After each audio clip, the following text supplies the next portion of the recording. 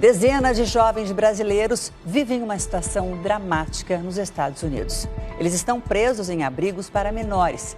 E ao contrário do que parece, a maioria não é imigrante ilegal. Eles foram detidos pela imigração americana por um erro banal na hora de tirar o visto.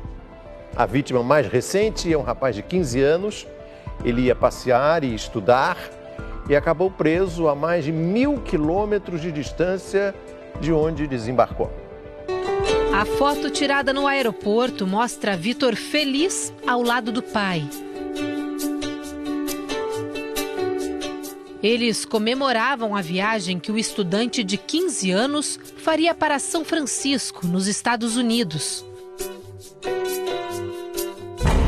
O que ninguém esperava era que a tão sonhada oportunidade de aprender outra língua num país estrangeiro se tornaria um pesadelo. Vitor embarcou aqui no Aeroporto Internacional do Rio na quarta-feira da semana passada. Ele estava acompanhado da avó e iria passear nos Estados Unidos e aproveitar para estudar um pouco de inglês. Só que quando o adolescente desembarcou no aeroporto de Houston, ele foi imediatamente detido pela alfândega americana. O motivo? A suspeita de imigração ilegal. Vitor apresentou o visto de turista, mas o Departamento de Imigração americana descobriu que ele estava matriculado em uma escola pública, o que é proibido pela lei do país. Por isso, o adolescente foi apreendido e impedido de prosseguir viagem. Assim que soube que o filho estava retido, o pai do garoto embarcou para os Estados Unidos. Mas quando chegou em Houston, era tarde demais.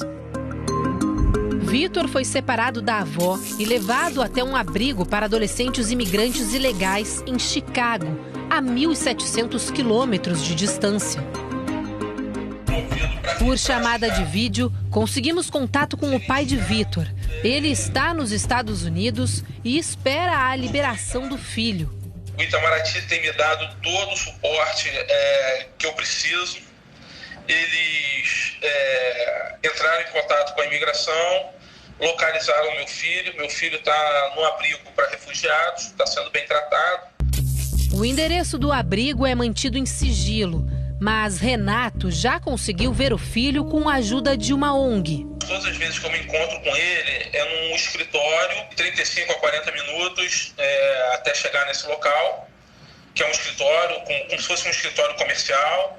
Eu sento numa mesa de reunião e converso com ele. Ele vai bem arrumado, com roupa da imigração, tudo. Segundo o pai, Vitor divide o quarto com outros 3 jovens refugiados do Senegal. Ele teve que entregar todos os pertences, inclusive a roupa do corpo. O garoto também precisou tomar 10 vacinas diferentes e segue regras rígidas. Acorda cedo, arruma o quarto e faz 3 refeições por dia. Vitor não pode sair do abrigo sem autorização e nem usar a internet. Segundo a família, o adolescente já tinha ido 6 vezes para os Estados Unidos, mas nunca com a intenção de estudar. A tia do menino, que mora na Califórnia, foi quem o matriculou em uma escola pública. O pai confirma que errou ao não solicitar o visto de estudante para o filho. Não foi tirado por erro nosso. Este advogado especialista em direito internacional alerta: os Estados Unidos têm uma rigorosa fiscalização de imigração. É preciso ter o visto certo para cada tipo de viagem. São mais de 20 tipos, cada um com uma finalidade. O visto de turista que o Vitor tem é um visto de lazer, uma viagem recreativa, para visitar parentes, para visitar o país, para poder ir a parques, enfim. É um visto de passeio, um visto de lazer. Ele não pode se matricular numa escola pública com esse visto. Quem pretende estudar nos Estados Unidos deve solicitar o visto de estudante acadêmico ou de intercâmbio, nunca o visto de turista. E para evitar problemas, é preciso informar exatamente o que se pretende fazer no país. Sempre você tem que focar no objetivo da viagem. nunca ir com um visto que não seja de acordo com o objetivo, que é exatamente o que eles lhe perguntam na sua chegada aos Estados Unidos. Aos Estados Unidos e a qualquer outro país, né, quando você faz a entrevista com os oficiais de imigração. Qual é o propósito da sua viagem, né? Quanto tempo você pretende ficar, etc. Em casos de menores que viajam sozinhos, é preciso ainda mais atenção. Os responsáveis devem fazer um documento em inglês autorizando o menor a viajar desacompanhado, levar o documento ao consulado americano e oficializá-lo, indicar quem será o responsável por recebê-lo nos Estados Unidos e, além disso, anexar uma cópia de identidade e o comprovante de residência dessa pessoa. Para as autoridades americanas, quem não respeita as regras é considerado um imigrante ilegal. E o rigor é ainda maior quando se trata de menores desacompanhados dos pais. No Brasil, você tem um princípio da não criminalização da imigração. Nos Estados Unidos não é assim.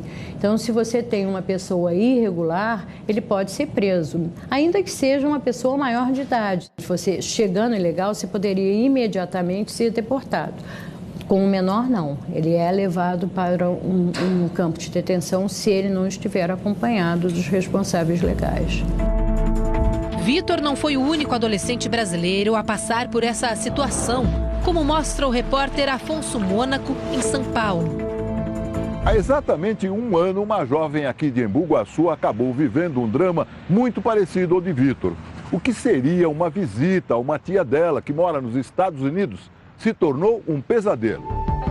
Ana Stephanie Radek embarcou para Orlando em agosto do ano passado para passar 15 dias. Mas a jovem acabou retida na imigração americana. Eu tinha que fazer o que eles estavam pedindo, mas eles não falavam o que estava acontecendo. E aí... E horas e horas e horas? horas. E horas e horas e horas. Foi até o momento que eu só chorava. E aí ele falou pra mim que eu não tava encrencada. Só que antes eles iam me levar para um lugar seguro, que era para investigar realmente a minha situação, para ver se aquilo que eu tava falando era verdade. Na época ela tinha o visto de turismo e a autorização para viajar desacompanhada, mas o documento não estava em inglês como é exigido. Por esse descuido simples, Ana Stephanie foi encaminhada para o mesmo abrigo de menores onde hoje está Vitor. É um abrigo de 4 andares, 3 é só para menino, só 1 é de menina. Eles tiram tudo, eles tiram todos os aparelhos eletrônicos para nesse caminho a gente não ter contato com ninguém. Liliane, mãe da menina, lembra que demorou 3 dias para ter notícias da filha. Ela desapareceu, a gente não sabia nada dela, nada. E aí a gente entrou em pânico geral aqui. Quando foi no fim de semana, eles ligaram, a assistente social ligou, ela falava em espanhol, e ela falava, estou aqui com a sua filha, com a menor Ana Stephanie. Aí a gente entrou, em desespero. Aí ela falou, pega o avião e vem para Chicago. É a única forma de você tirar a tua filha daqui. O mais triste foi encontrar a mãe, mas ter que voltar ao abrigo até a situação ser esclarecida. O pior momento é você ver sua mãe e você ter que voltar. Porque é sua mãe, entendeu? E eles tomam posse de você. O trauma fez a adolescente desenvolver síndrome do pânico e precisar se submeter a um tratamento. Eu nunca conseguia dormir direto. Era assim, dormia 1h30, acordava e tinha vezes que eu acordava com aquele desespero. Muitas vezes parecia que eu estava lá ainda. Eu fico triste quando eu lembro, só que aquela raiva, aquele ódio já passou. E eu raiva do quê? Deles terem feito aquilo comigo.